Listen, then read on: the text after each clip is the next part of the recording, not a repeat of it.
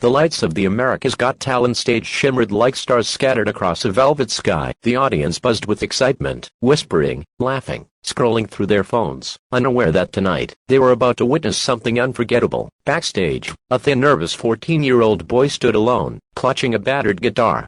His name was Eli Santos, a quiet kid from a small fishing village in the Philippines. His sneakers were torn, his shirt slightly faded, but his eyes, deep brown and filled with quiet pain, shimmered with a determination beyond his years. He rubbed his fingers against the guitar strings.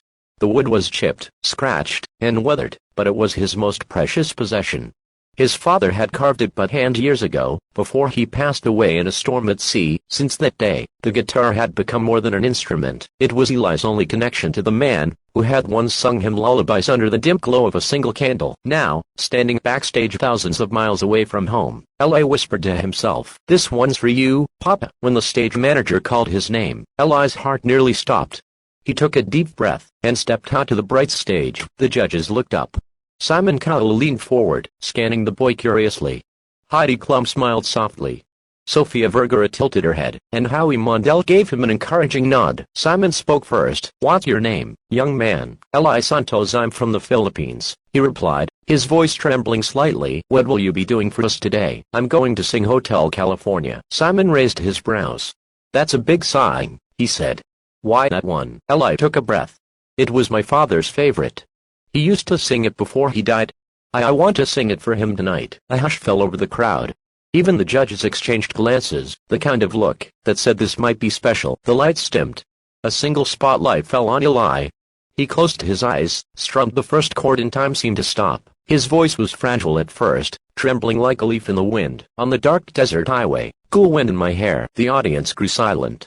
Every word carried a story, years of hunger, loneliness, and love buried deep inside a boy's heart. As he reached the chorus, his voice grew stronger, fuller, almost spiritual. He wasn't just singing Hotel California, he was reliving it. His father's smile. His mother's tears. The nights he sang on the streets for coins just to buy rice. "Welcome to the Hotel California. Such a lovely place, such a lovely face." People began to wipe their eyes. Cameras zoomed in on Simon's face, the man who rarely cried, his jaw clenched, his eyes glistening. Heidi covered her mouth, whispering, "Oh my God." And when Eli reached the final verse, something in him broke open. "Last thing I remember, I was running for the door. I had to find the passage back to the place I was before." His voice cracked, not from weakness, but from emotion too raw to hide. He looked up toward the stage lights, tears streaming down his face. It was as if he could see his father right there, smiling at him. The final note rang out, echoing through the hall like a prayer. And then, silence. For a full 10 seconds, no one moved. No one breathed. Then, suddenly, the audience exploded. Screams, applause, people rising to their feet, cheering, clapping, crying. Heidi Klum wiped her tears.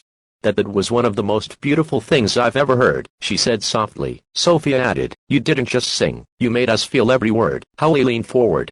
"You reminded us what music is supposed to do, connect souls." Then Simon spoke, his voice trembling ever so slightly. "Eli, you came out here with the guitar your father made, singing a song that meant everything to you.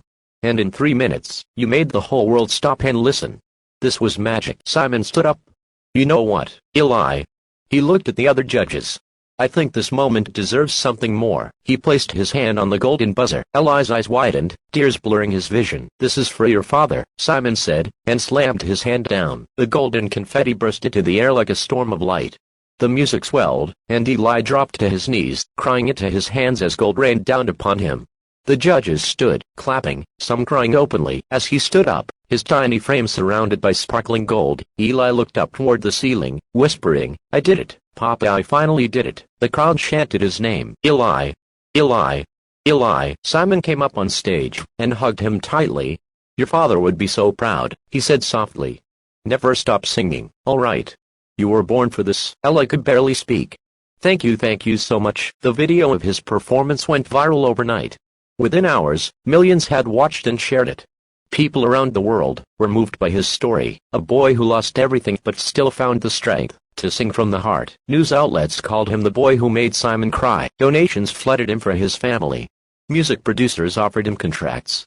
And the next week, when he returned home to the Philippines, thousands of villagers gathered at the dock, cheering his name as he stepped off the boat. His mother, tears streaming down her face, hugged him tightly. "You did it, Anik, your father's dream lives through you. Eli looked at the sky, whispering a silent prayer. For the first time in years, he didn't feel poor, or broken, or alone. He felt whole. He felt love, and as he began to play his guitar once more, under the same stars that had once watched over his father, the melody of Hotel California drifted softly into the night, not as a song of sadness, but as a song of victory, love, and hope.